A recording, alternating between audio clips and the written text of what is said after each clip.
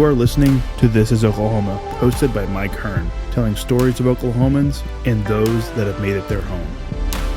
What's up, guys? Welcome back to another episode of This is Oklahoma podcast. Mike Hearn here, your host, back with another episode. Excited to share this episode with you today. But before we do, I've got to thank our sponsors. First of all, the Oklahoma Hall of Fame. They've been a huge part of this podcast for the last few years. So the Oklahoma Hall of Fame have been sharing Oklahoma's story through its people since 1927. For more information on the Oklahoma Hall of Fame, go to www.oklahomahof.com. And for daily updates, go to oklahomahof on Instagram and give them a follow. Our other sponsor today is the Chickasaw Nation. Now, the Chickasaw Nation have sponsored pretty much everything in Oklahoma. They're a huge supporter of Oklahoma. And it's an honor to have their name and their brand supporting this podcast. So a huge shout out to Governor Anatoby for supporting this podcast. It really means a lot. And finally, our third sponsor is 988. The Oklahoma 988 Mental Health Lifeline. 988 is a direct 3-digit lifeline that connects you with trained behavioral health professionals that can get all Oklahomans the help that they need. Learn more by visiting 988oklahoma.com. That's 988oklahoma.com. And now, let's get into today's episode. What's going on, guys? Welcome back to another episode. Today I have the pleasure of sitting across the table from, I think, an Oklahoma legend. Mr. Stan Clark is here with me, most famously known for Eskimo Joes, but we're going to dive into a lot of other cool things that you do and things that you do for fun now. But thank you so much for coming down from Stillwater today. Excited to dive into your story. You were inducted into the Oklahoma Hall of Fame in 2012. But yeah, I'll let you tell the rest of your story. How, I guess, born and raised in Tulsa? Yes, sir, that's correct. Born in 1953, February 15th, and in St. John's Hospital.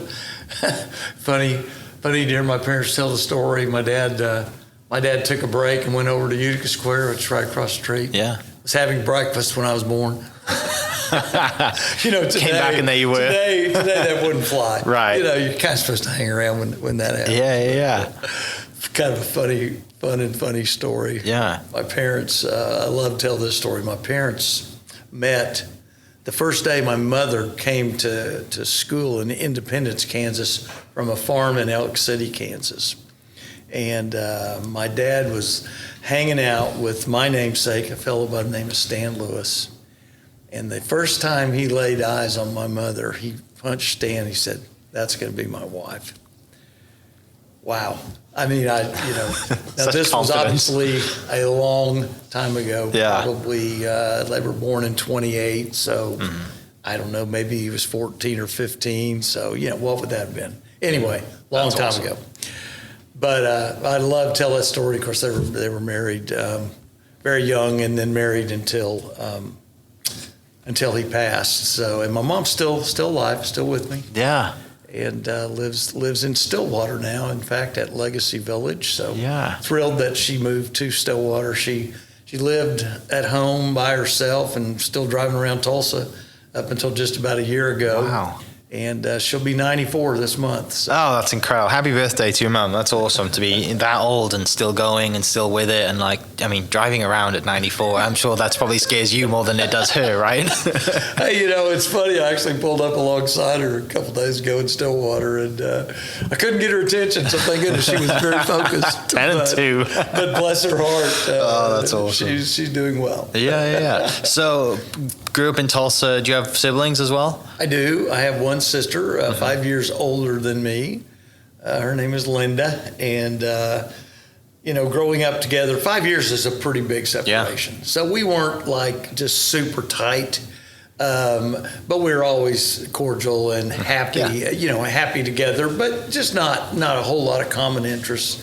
One of my favorite things about having had a sister, though, who was 5 years older, was that she had a record player and lots of records. And so I spent a lot of time sitting in front of her record player when she wasn't at home and spinning 45s on her little flip down, stereo system. But at any rate, Yeah. Lots of fond memories. Yeah. Still very close. Yeah. She lives in Edmond now, and unfortunately, her husband passed about a year ago, and so she's a widow now, but doing well. There's 5 years between me and I'm the oldest, but there's 5 years between me and my brother, and I totally get it because we grew up totally different. You know, like I'm 32, and he grew up, like kind of as the social media age was kicking off, and I wasn't. I was before that. But yeah, it's now obviously we're better friends than we were growing up because we're just kind of like in each other's way, I think, when we grew up. But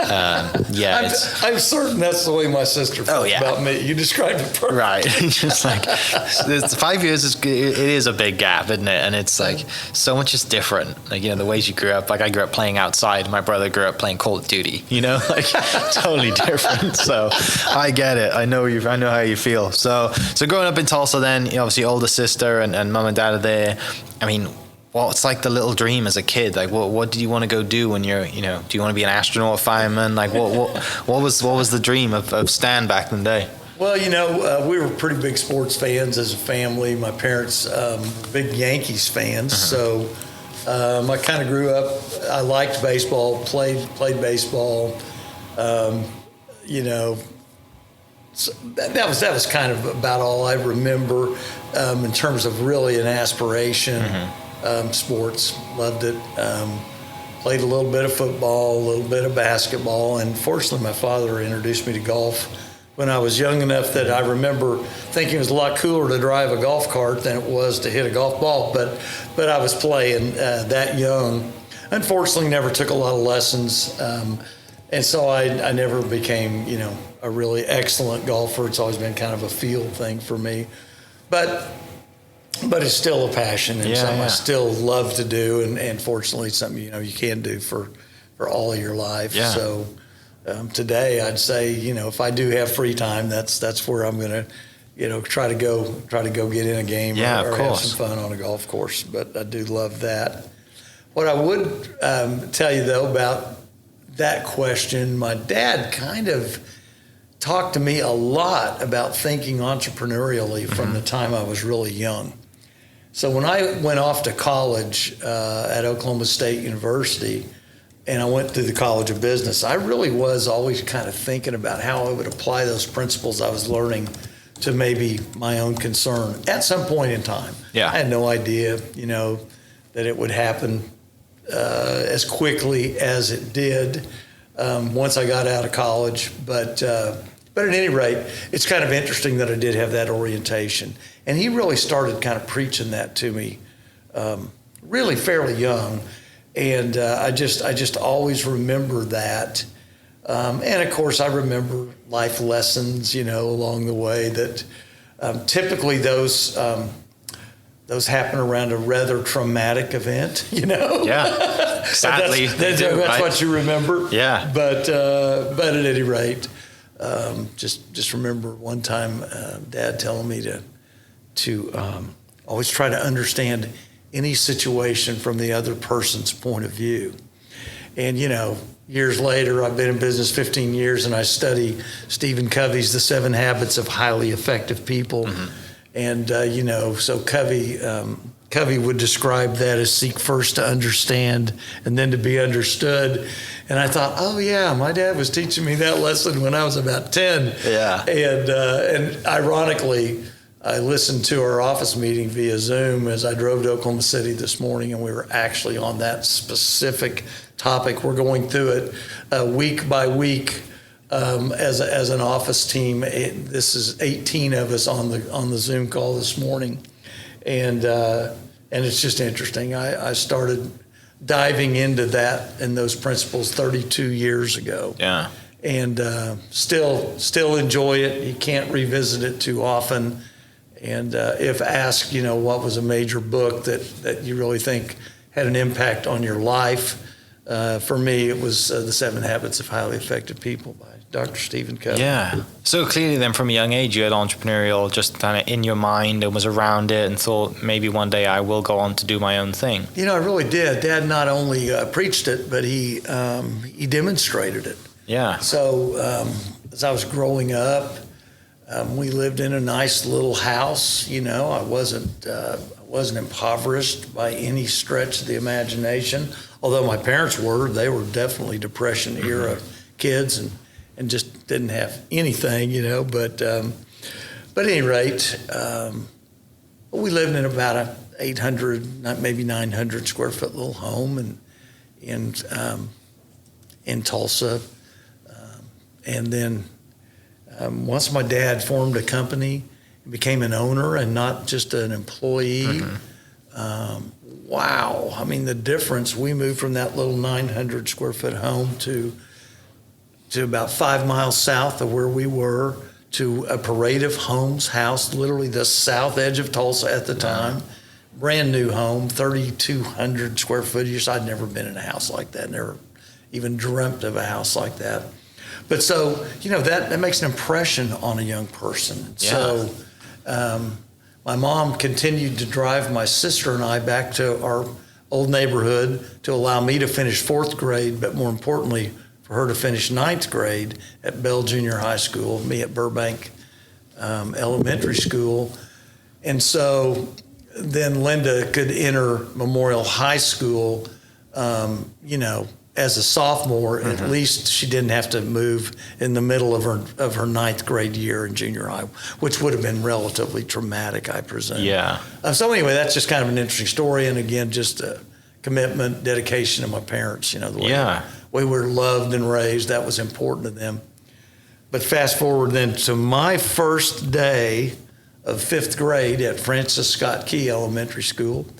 I met my original partner, Steve File. Okay. And so Steve and I were friends from 5th grade all the way through high school, and then all the way through Oklahoma State University. We both graduated in 71, went to OSU, both graduated in May of 75.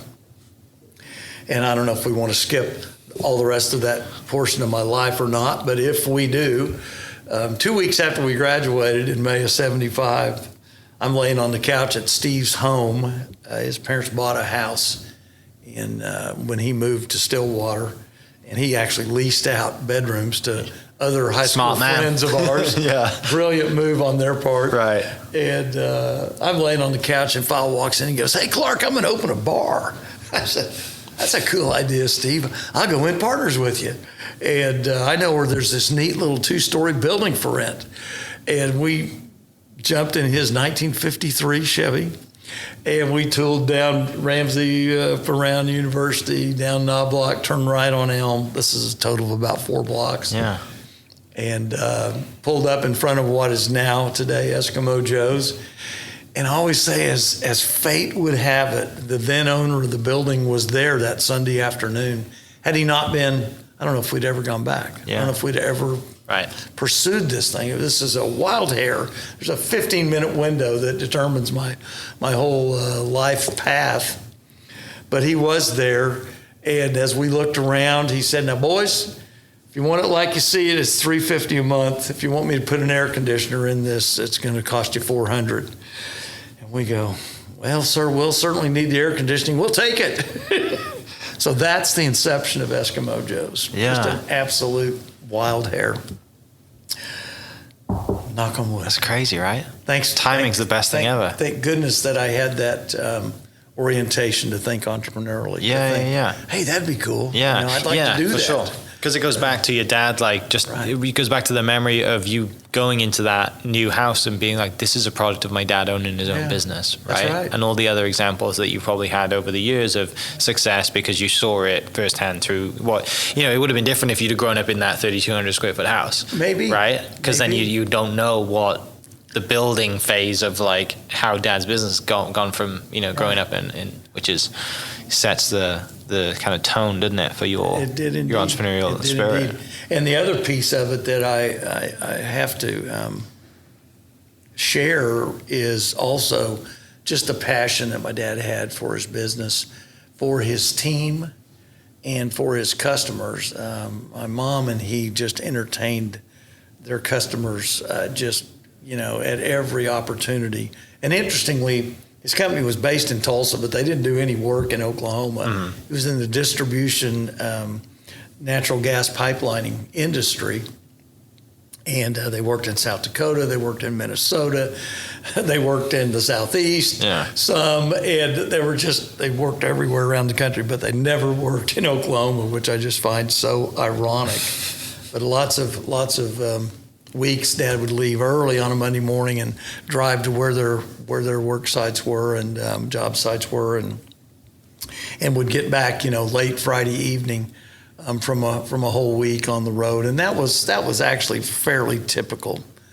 My sister married very young, and so I was kind of raised almost really as an only child from about the time I was 12, 13, until I graduated from Memorial High School in Tulsa, and then decided kind of in the 11th hour I'm going to go to Oklahoma State. I didn't ever even go on a campus visit anywhere else. A neighbor friend of ours I'd known growing up had gone to Oklahoma State, and I thought, I'll probably go over there. Yeah. I have to share this story. So tell my mom, well, Mom, I think I'm going to probably go to Oklahoma State. And she goes, well, why would you go there? Their football team is terrible. I love to share that story with, anybody who doesn't think that athletics is important to why a child might decide where they're going to go to college. I would beg to differ. Yeah. But definitely. She didn't talk me out of it. And, I was kind of raised a Sooner fan. My parents, moved to Tulsa actually right before I was born in I was born February 15th of 1953. I believe they moved to Tulsa late 1952. But they were certainly around during Bud Wilkinson's amazing run at the University of Oklahoma and all those wins in a row and all of that. And they certainly became big OU fans during that era. And so I was raised an OU fan. That's hilarious. Yeah. That's really funny how things turn out. Well, hey, Oklahoma's a small state. Oh, yeah. As I've had the joy of being in business for over 47 years now, I can tell you this. When I travel the country and I say I'm from Oklahoma, first thing out of 99% of the people's mouths is, oh, the Sooners, man, you guys are awesome. And then I'll sort of have to bet, well, I'm from a little bit north of there, but yeah, they're pretty awesome. Yeah. So what did you go to university for? Do you have any idea? It's like, I'm going to go and figure it out. I'll do business. I went to be a business major. And again, that entrepreneurial kind of worldview. I knew I wanted to be in business, I had no idea I was going to get to start a business when I was 22 years old. That's certain. But I felt like I wanted, that was certainly the discipline I wanted to pursue. And I wanted to learn about business and was interested in business. Yeah. So. Knock on wood. So 4 years later, and you graduate, and like I said, fate would have it, you end up renting this 2-story building, right, for $400 in air conditioning. Yeah, and interestingly, when we first opened, there was actually an apartment upstairs. And there's a poor guy living up there, and we blasted him out of there within about 2 weeks after we opened Joe's. I mean, literally, one of the main things we had going for us was the great music we were playing. Yeah. And we put a big stereo in this tiny little room, 4 speakers in each corner. And so the place was jumping and the sounds were thumping and he had no. So we ended up renting the upstairs very quickly then after we kind of blasted him out. And for a short time, Steve and I actually lived up there. And then it didn't take us long to figure out, hey, we need to expand the business. We can find another place to live. Yeah. And so we actually got the upstairs of Eskimo Joes open then by the fall of '75, just in time for the Bedlam football game that year. So that's when we opened the upstairs of Eskimo Joes. Yeah. So you mentioned music, and obviously you mentioned music back when your sister was playing and you had access to a record player when she wasn't around. Right. Music's obviously a big passion of yours and was kind of a key then in the business as well. It really was. One of the things that, so here it's the simplest business in the world. We're a 3-2 bar back when the drinking age was 18. Mm-hmm. So, anybody 18 and over could come in the place. Back in '75, really the local moray was if you had a college ID, you could go to the local bars. Yeah. So, and most kids don't get to OSU until they're 18, but some could have been 17. Sure. at any rate, obviously a different era, just a whole different time. So we had cold beer. The beer, it's homogenous. There was only Coors and Bud pretty much. There wasn't any such thing as light beer in 1975. I loved Coors, so we tapped Coors. We only had Coors on tap. We had Budweiser in long necks. Loved this. I love this. A draft beer in 1975 was 30 cents for a 10-ounce draw, and a 60-ounce pitcher we sold for $1.35. A lot of times we'd have 10-cent beer specials. Yeah. So one of our early hook lines was 10-cent brew, $1 will do. 10 would be plenty. That's crazy. But interestingly, the product was considered non-intoxicating alcoholic beverage, 3.2% maximum by weight, and it was controlled by OTC. Anything stronger was controlled by Able. So anyway, that was just the nature of the marketplace back in 1975. So what we had going for us was we wanted our beer to be the coldest. Certainly matched up with the name my original partner Steve came up with, Eskimo Joes. Yeah. And people of course always ask, how'd you come up with that name? Well, Steve made it up, and I was like, really? What does that mean? Eskimo Joes in Stillwater, Oklahoma. But the only thing I could think about it was, well, it's so bizarre. Maybe people will remember it. It's just out there. Yeah. And I did kind of like the rhyme, the Eskimo Joes or Mojo, that kind of a sound. But most importantly, every time the name issue came up, all of Steve and all of our friends would start chanting, Eskimo Joes, Eskimo Joes. So I knew we were going there pretty quickly. But thankfully, I had 3 hours of marketing at Oklahoma State University. So I figure that kind of makes me a marketing guru, right? But I knew we needed a logo from my principles of marketing class. And I remember studying logos and that mark that would automatically conjure up our business in the heart and mind of our guests, with or without the name attached. I remember studying about the Coca-Cola logo being the most famous one in the world, and that, people would know the logo, just even if they were blind, they could hold a Coke bottle in their hands, and even the shape of the bottle was so iconic and all that. Well, because that's in my mind, I'm thinking we've got to come up with a logo. But we had no idea where we would get a logo. Didn't even think of maybe an advertising agency or anything along those lines. But thankfully, Steve's younger brother knew a kid. Yeah. He said, hey, I know a guy. He's a freshman commercial arts student here. His name's Bill Thompson. I bet he could do it. Cool, well, let's call him. So Bill drives up in front of Joe's. And he's driving a VW bus, He gets out of his VW bus. He's got hair down, clear down to his rear end. And this is long-haired kid, VW bus, California plates on it. I thought, he looks like an artist. So sure enough, Bill sets up shop in one of the front windows of what's now Eskimo Joe's. And on an art pad, just a full-size artist pad with a magic marker, he knocks out Eskimo Joe and Buffy. It's never changed at all. Yeah. And I fell in love with that name because it had some meaning for me. So there's Eskimo Joe, biggest smile I've ever seen. And Buffy the Wonder Dog sitting there next to him. It's a boy and his dog. It's a universal theme. And wow, what a blessing. Yeah. It was just one of those things. So I remember saying, Steve, I love it. What do you think? And he goes, it's all right. It'll do for now. But what I love about some of these stories, Steve was a much bolder individual than I was. He also had carpentry skills.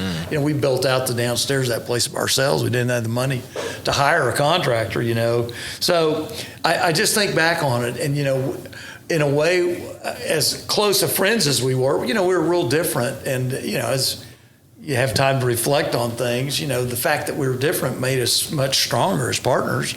If we were just exactly alike, you don't need two of those type deal. And just valuing the differences and valuing diversity obviously is a principle that, has meant so much to us over 47 years. But, I wouldn't have articulated these things this way in 1975 and at age 22, but with 47 years to reflect on it, it seems real obvious that was important to us.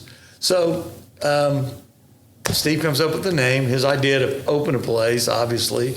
His younger brother, sources this artist for us. I mean, just can't thank Steve enough for what an idea he had, and just the fact that we this thing ever occurred. Fast forward 2.5 years, Steve had met his wife at Eskimo Joes, and he wanted to move on and do some other things. He was actually very entrepreneurial. We looked at several ventures we couldn't get funded, while even in the short time we were partners. But to be honest, so he wanted to sell, I wanted to buy, and I bought his half interest in January 1978. Very amicable dissolution of the partnership. It was, nobody knew who was making the right move for sure, because the business was still so tiny. But I really loved working it. I liked the hospitality piece. I just enjoyed being there. And honestly, Steve's interests were, hey, we can get somebody to run this deal, and we're going to go do a whole bunch of other things. Yeah. And so I think the way it went was probably the way it was meant to go. But at any rate, I did become the sole proprietor in January of 1978. Well, when Steve comes up with the idea and this is happening, well, I mean, is there many bars in Stillwater at this point? Was there much competition, or was it just like, hey, I'm going to open a bar because we think we should do, a college campus always needs another bar?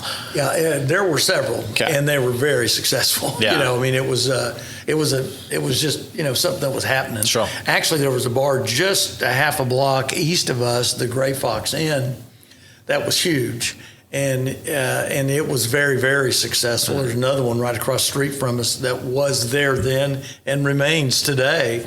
And so, it was kind of a scene, kind of a thing, to say the least. I like to say, so much for market research, right? I mean, our deal was a 15-minute deal, but I guess we might have done a little market research in the years prior to graduating and opening. I had been in a few of those little honky tonks. Right. Yeah, exactly. I knew there was a market. Yeah, for it. There's a need some way, right? And how you can be a little different. Well, I remember in the college business, first econ class, why would you open a business?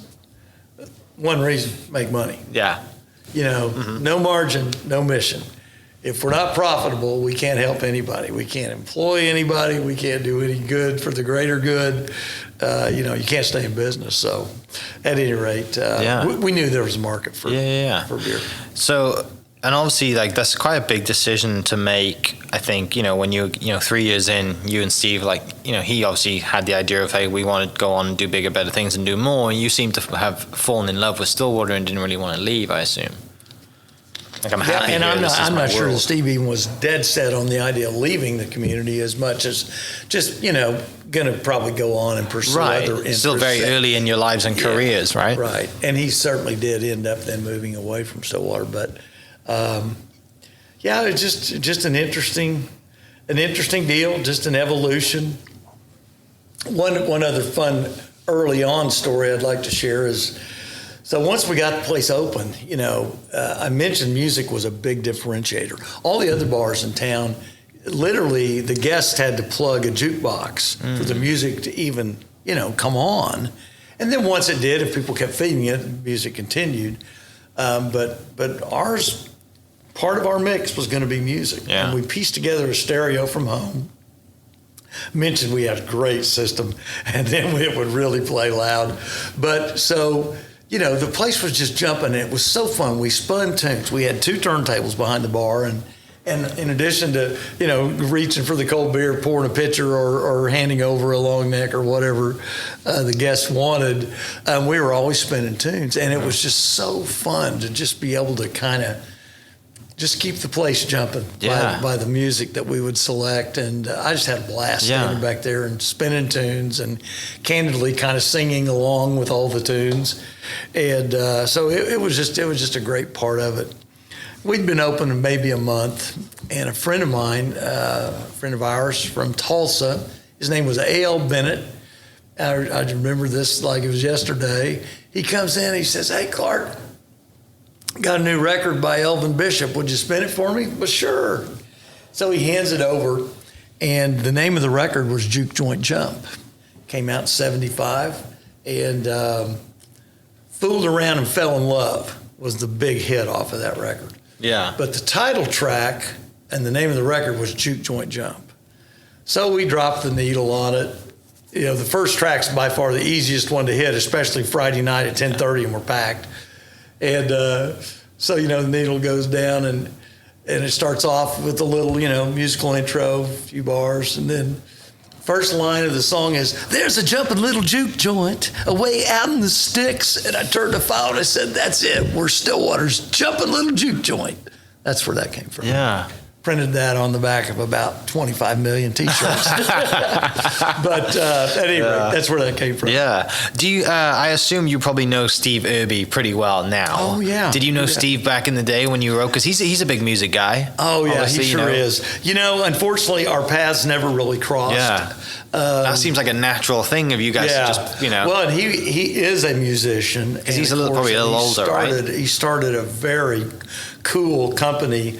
You know, that first speaker that they created slid down behind the seat in a pickup truck and gave a great big bottom end to guys in pickups. And of course, today, you know, Kicker's just worldwide, an amazing success story. Yeah, their campus is great. Yeah, but really cool. Oh, it is. It's incredible.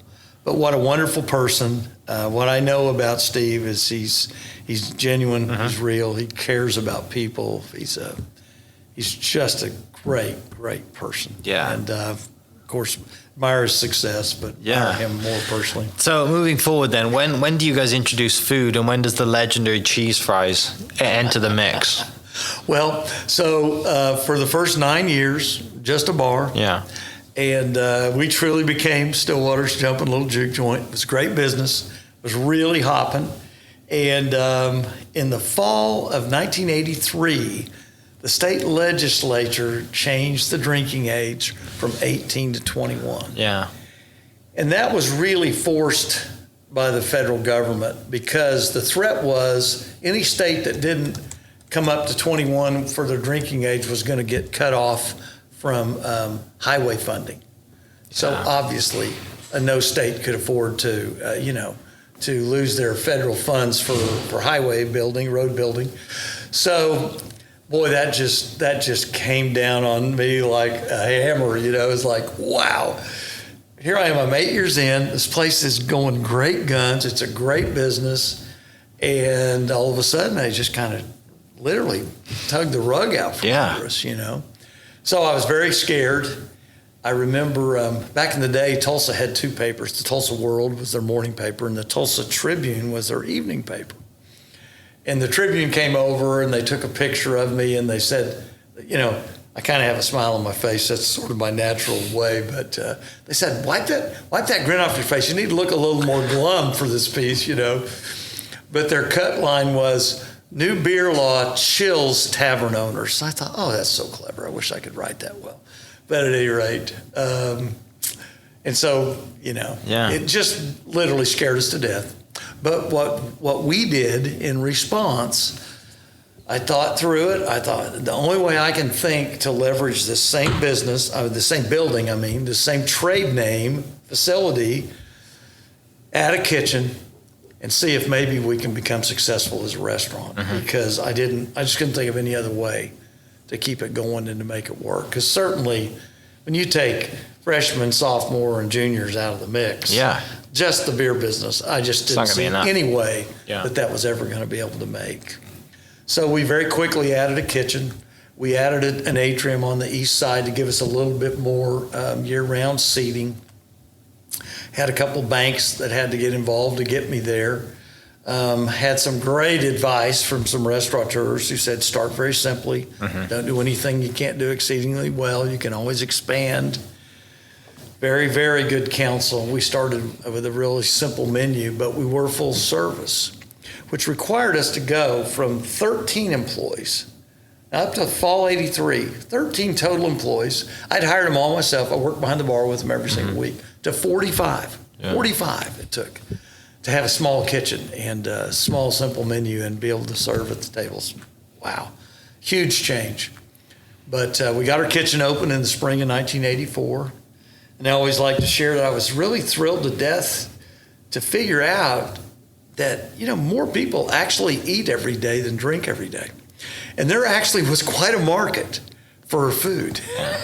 So although I didn't really know how to do it well or do it right, and certainly not how to do it profitably, we did have a great product. And so we did fresh everything from day one. And we emulated some great burgers that I'd grown up with in Tulsa. There was a place called Goldie's Patio Grill, and that char burger was kind of our Joe's special, we called it at the time. And we did a little onion fried burger. My favorite onion fried burger in Tulsa was a little place called Claude's. Has about 12 bar stools at it. And but I'd eaten there really from the time I was just a kid with my parents. Fresh cut fries, I just knew that if you fresh cut taters are way better than anything frozen. So that was kind of the basis of our early menu. And we had a little grilled dog.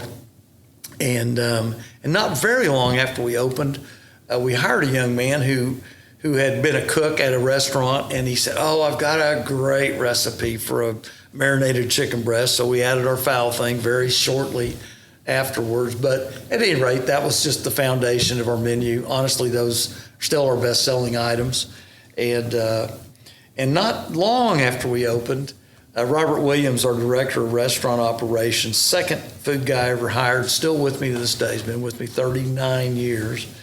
But Robert came up with the idea of doing cheese fries. It's just kind of like nachos, except you're just using French fries as your base. And so we started doing cheese fries. Well, cheese fries were an item. They're okay. I mean, they're very good, but they were just an item. But you asked about it. Fast forward to 1990. President George H.W. Bush, President number 41, comes to Stillwater to do the commencement exercise in May of 1990. And one of his opening comments was, I wish Barbara could be with me here. She did tell me to get a beer and some cheese fries over at Eskimo Joes. And he just brings the house down. There's 40,000 people in Lewis Field that day watching this speech and at the commencement exercise. Crowd just went absolutely nuts. And as they simmer down, he says, hoping at the same time they have enough T-shirts for all the grandchildren. And the place goes wild again. So at any rate, that day, cheese fries became our signature thing. Yeah. Everybody that came back ordered cheese fries. Right. Takes 2 pieces of china to do it. One that goes through the cheese melter and comes out piping hot. Yeah. The other one just so we can handle it to get it to the table. We ran out of china in 15 minutes because we'd never sold that many cheese fries. But very special day in our history. I'll never forget it as long as I live. Thankfully, OSU, recorded the whole speech, and so I do have access to that. And nothing quite like it. That's incredible. You also mentioned, the T-shirt thing. So you had T-shirts from quite early on then. We actually had them day one. We literally did. Some guys opened a screen printing business in summer of '75, the same time we were building out Eskimo Joes, and they came by and knocked on the doors and said, hey guys, why don't you print your logo on the front of some T-shirts? And we thought, well, that might work. I don't know. We were thinking more like on beer glasses and, coasters and bar stuff. Yeah. But I got to give my parents credit. Back in 70, it was actually spring of 72, I went with my parents to a convention in Hawaii, and it was for the Distribution Contractors Association. I mentioned my dad was a pipeliner. He actually helped create the Distribution Contractors Association about a decade before that, and was the first president of it for the first couple of years. But at any rate, so I go to Hawaii, and so while I'm there, I went to a place called Crazy Shirts, and they were one of the pioneers of printed T-shirts. And of course, they're still in business today, very famous. But I bought a couple of T-shirts, and I wore them all the time. I just loved them. One of them was "Keep on Trucking," and this guy had this great big foot that was always out front, and it was kind of a popular little thing back in the early 70s. And but at any rate, I wore those T-shirts all the time. And had I not had that lucky exposure, I'm not sure we would have connected to that idea, because it's hard to remember, but I mean, printed T-shirts, it just wasn't the huge industry that it is today. It just wasn't. And so we were early with that. And looking back in 71, Hard Rock London and Hard Rock New York opened, and they really set the table for going to a place for fun and leaving with a souvenir T-shirt. Yeah. I mean, they were really the early pioneers of that, at least to my knowledge. Sure. And I'd never been to a Hard Rock at that point. But fast forward to 1988, we opened in 75. November 28th, 1988, Tulsa World published a story about our shirts, Eskimo T-shirts, a hot seller or something like that was the headline. But they likened us to Hard Rock New York. They said we were one of the most collectible T-shirts in the country, behind Hard Rock London and Hard Rock New York. Now from that, Oklahomans lumped Hard Rock, and the urban myth became that Eskimo Joes T-shirts were the second biggest selling T-shirts in the country, behind Hard Rock. And people still talk about that. I mean, that still comes off the lips of our guests. And so that was just one of those, kind of like President Bush in 1988, that was just huge. Right. Our sales went off the charts after that article was published.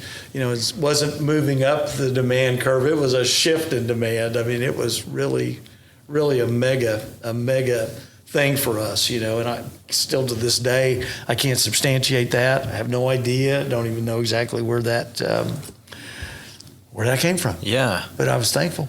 Right. It's a no doubt a giant part of your business now, right? And probably bigger than the food side. It's just, it's such a huge thing. And even when you go to Joe's and you just walk away with a cup, right?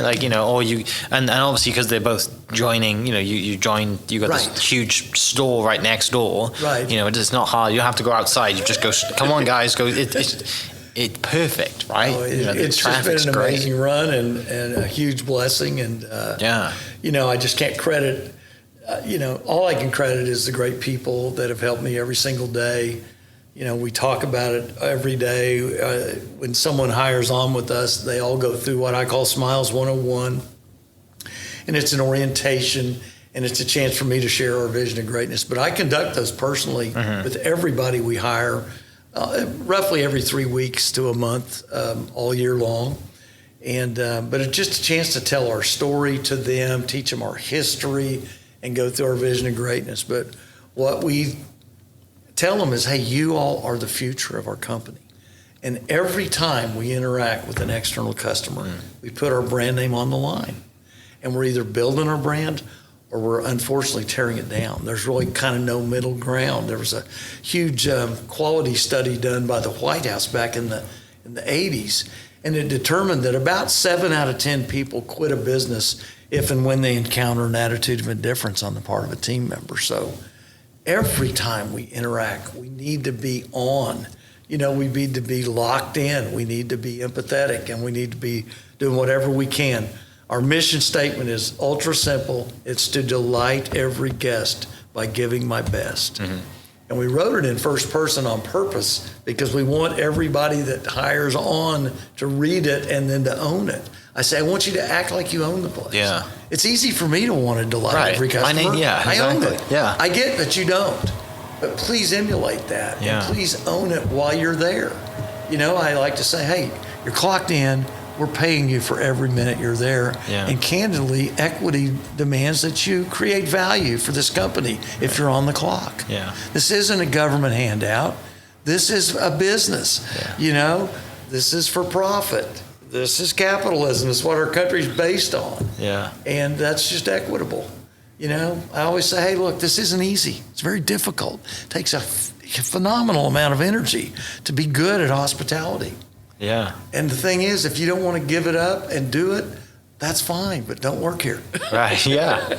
Yeah, It won't make you a bad person, but it's going to make you a bad fit. Right. And you have to be all in, and you have to be enthusiastic. Yeah. It's just not an option. Yeah. Talking of branding, when does Joe and Buffy end up in a life-size suit and on the side of the sidelines during games? Yeah, it's a great question.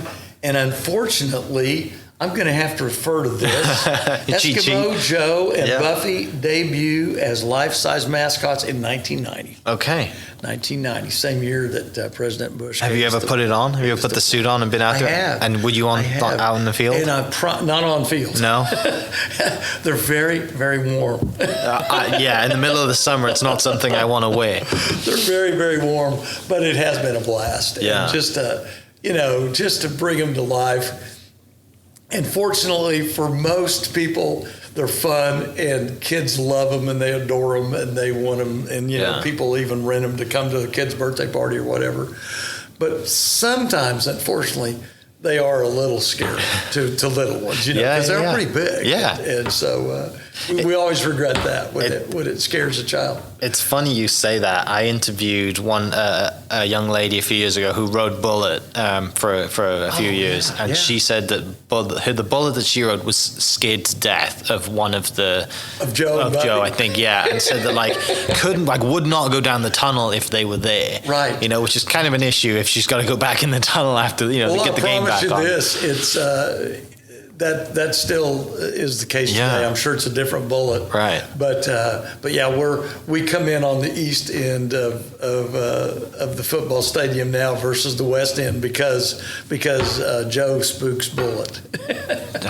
Yeah, I mean, growing pains, right? Horses, right? They're skittish. They're beautiful creatures, but some things freak them out, and I can understand why a giant head that's eye level with a horse will freak you out a little bit, especially in a dark tunnel. Here's an ironic thing. So just this football season, we came out with a new T-shirt. Here comes Bullet is the big hook line on the back. We're blessed for the last dozen years we've been able to co-brand with Oklahoma State University and combine Eskimo Joe and Buffy with Pistol Pete. It's been so much fun. And as OSU actually invited us to the party, invited us to do that. Our agreement is unique in all of the United States of America, the only Division I company that co-brands with a local brand. And I just can't tell you how proud that makes you. Yeah. You've been in business at the time 35 years in the shadows, of Oklahoma State. And then when their vice president of marketing comes and asks us if we'd like to do that, I'll never forget that as long as I live. Yeah. At any rate, it's been very special. Yeah. So this shirt is just blowing out. The week we introduce it, everybody on Bullet's team comes and buys the T-shirt. They post on social media. Yeah. There they are with Bullet and all their people in the trailer and the whole deal. And yet, unfortunately, Joe scares Bullet. So there's just irony in all that. There's total irony there, isn't it? And all this like in the last couple of weeks. Yeah, of course. That's amazing. The other thing I think you're probably pretty proud of is you were Grand Marshal one year for homecoming, right? Oh, yeah. How was that experience? That is true. That was quite an honor. Yeah? It was really a blast. And my kids were little, and my wife and I, sitting on the back of a little, convertible, tooling down Main Street in the parade. It was great fun. Yeah. Great fun. Yeah, no doubt. And obviously America's brightest, homecoming. Fantastic experience. I took my parents to it one year and they were just blown away. They'd never seen that many people in the stadium or outside just watching football. They thought it was incredible. It is a neat tradition. Our homecoming tradition is frankly, it's just amazing. And it's a wonderful testament to the community of Stillwater that you can still let 20, 30, I don't know what the number is, maybe more, thousands of people just gather and just mill around, through the campus area and all the Greek areas, Greek housing areas, for several hours there on a Friday evening. It's very unique and very, very special. Yeah. So bringing it then forward, obviously we told some great stories and bringing it kind of to today. You guys still have live music, right? You're still playing music? We don't do it as much as we have at certain times in our history. In all candor, the late night piece of our business, which is our legacy and it's what got us going, is candidly, ever since we introduced food in '84, food was the growth side and the alcohol sales has become the lesser and lesser side. So we don't do nearly as much of the late night part of our business. And candidly, during COVID, for about 2 years, we got out of the late night business altogether. We actually just shut down at the end of food service because, once we could get back open, at least, that was the core of the business. That's what people wanted and needed. But we didn't trust the late night piece was safe. We just didn't think that was even the right thing to do. So we actually completely put it aside. But we're back in business now. I'm thankful for that. Yeah. And we still provide a great, wholesome, fun spot late night with non-smoking and a lot of places that are alcohol only still allow the smoking. So we're real proud of the fact that ours is a smoke-free environment. No doubt. Tell me about that phone call you get about being inducted into the Oklahoma Hall of Fame. Tell me about that. I know in 2012 or 2011, you get a phone call saying, you know what, we've selected you. Where were you when you had that phone call?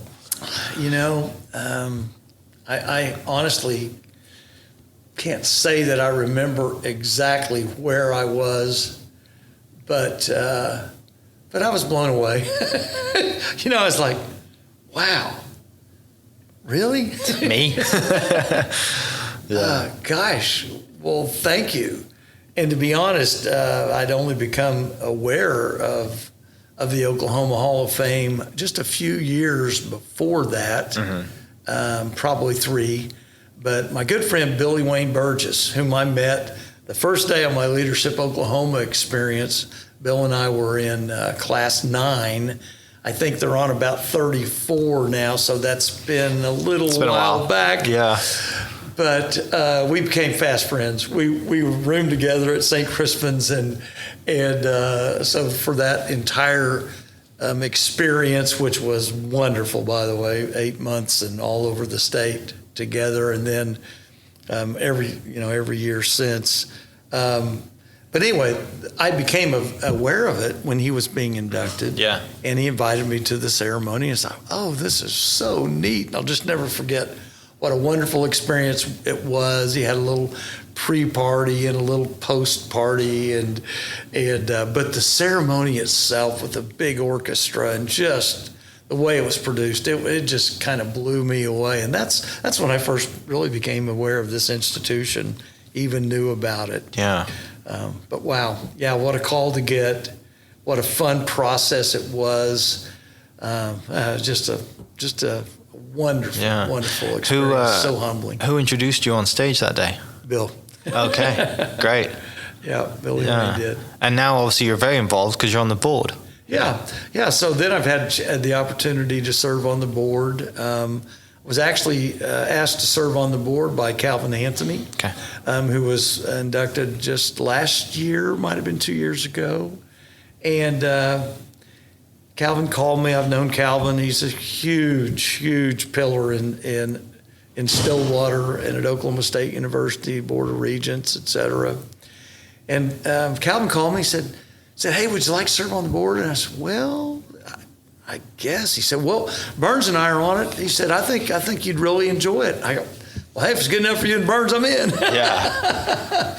And came down and I've just enjoyed the association so very much.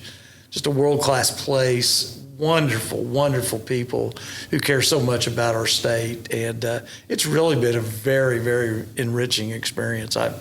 I can't say how much I've enjoyed every minute I've spent in this facility, serving on the board and serving alongside just some wonderful now lifelong friends. Yeah, it's a great group to be associated with, right? Because you're in the room and you think, who's on that table, and you're like, oh wow, they do this, right? They're pretty important. And then you look across, like, well, they are too. And then, like, I was sat at lunch yesterday. We did a meeting at lunch yesterday, and I'm just like, do I really belong in this room? Like, I haven't done anything, like when you have that internal conversation with yourself, right? But it is a great room to be involved in, and obviously the organization does great things, especially for education and the kids, and the building's incredible. And people listening to this podcast know obviously they're a huge supporter of the podcast, and I'm thankful for that. And I get to show this place off, which is a huge honor to invite people down here. But finishing up, what's life like today? Like, what do you do for fun? You mentioned golf at a young age. Are you still playing? Do you listen to a lot of music or live shows? What's life like now? Since obviously you're still involved in the business, but right, you get to enjoy it a little more now. I do still go to work every single day. I live in Stillwater, offices right across the street from Eskimo Joes, and I've sort of assured everyone that works there that I want the business to continue beyond my lifetime, mm-hmm. and I've got everything set up whereby it can. We have 3 children, and so I still love home life. Our 2 younger children are twins. They're 18. They're both seniors. Mm-hmm. So I still got kids, really, around, and so very active in that. Our elder daughter is only 20, and she's a sophomore at Oklahoma State University. So they're all still in Stillwater, which is wonderful. So really the family has been the more the focal point of my life for the last 20 years, but very soon to be empty nesters. And so when it comes to just having fun, golf really is, at the top of my list. Yeah. My wife and I have enjoyed travel over the years, and we certainly enjoy concerts. So that's been a big part of, what we do just for fun when we're out and about. And crazy about our church. We go to Sunnybrook in Stillwater, and it's just a wonderful part of our lives. And that's just been a huge blessing. Always was raised Methodist, went to Boston Avenue as a child, and First United Methodist in Stillwater. But we moved to Sunnybrook because they had such a wonderful kids program, youth program. And we've enjoyed that ever since, and I'm sure we'll be there for the rest of our lives. But so that's a big part of who we are and what we think is important in our lives. So, right, that's kind of what we're all about, what we do. I plan to work, probably haul me out of the office, in the proverbial pine box. I don't know that that'll be the case, but today at 69, I feel great, and I still love doing what we do. I'm more than willing to work the rest of my lifetime, but my senior managers, of course, are not going to do that, and they're gonna sunset. So I do have some major transitions to deal with in the near term, and so that's going to be the next really big challenge, is to figure out how to navigate that.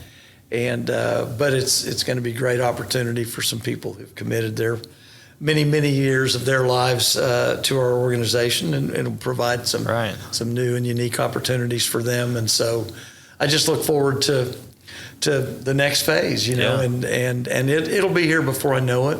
Also, milestone event coming up in 2025. We'll celebrate our 50th anniversary, which I'm very excited about that. And we're already planning that event. Our anniversary celebrations have been a big deal at Eskimo Joes. And of course, the first year you're just celebrating that you made it a year. You made it a year.